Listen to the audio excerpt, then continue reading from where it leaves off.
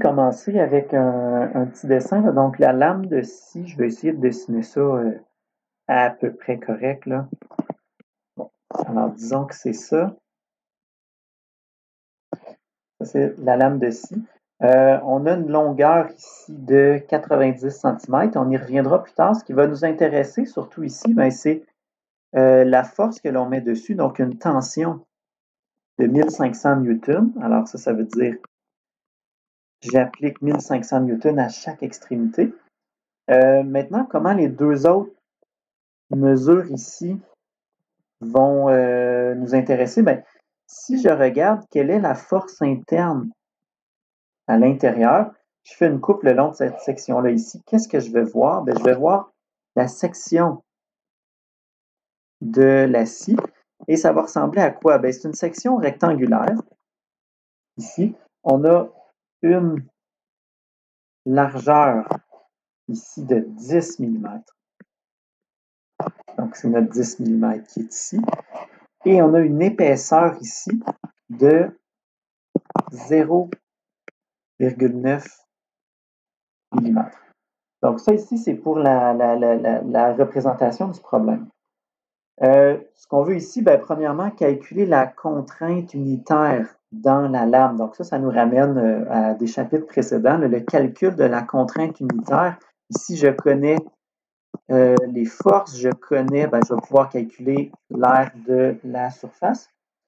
On comprendra ici là, que la force extérieure, ici, là, c'est égal à ma force interne. Donc, on peut faire la démarche de trouver une force interne de 1500 newtons et divisé par l'air ici, donc 10 fois 0,9.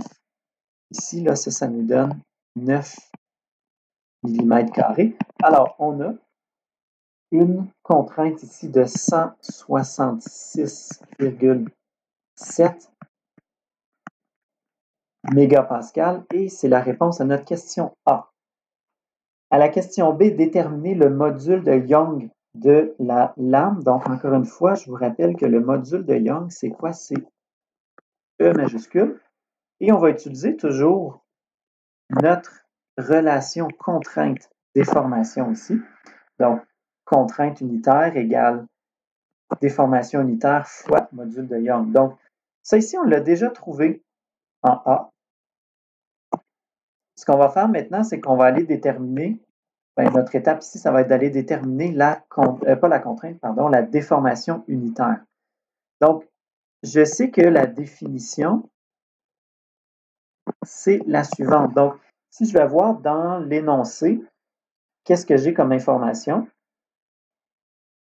Donc, on me donne la longueur de la lame. Ici, j'avais dit qu'on y reviendrait, là, 90 cm. C'est une bonne idée de le mettre en millimètres. 900 mm. Lorsqu'on tend la lame, celle-ci s'allonge alors de 0,72 mm. Ça, ben, ce sera notre delta L. Donc, on continue ici dans notre équation. Delta L, 0,72 mm, divisé par la longueur, 900 mm. Donc, ça me fait ici 8 fois 10 moins 4, toujours sans unité. Donc, on va retourner à notre expression ici, donc la relation contrainte-déformation.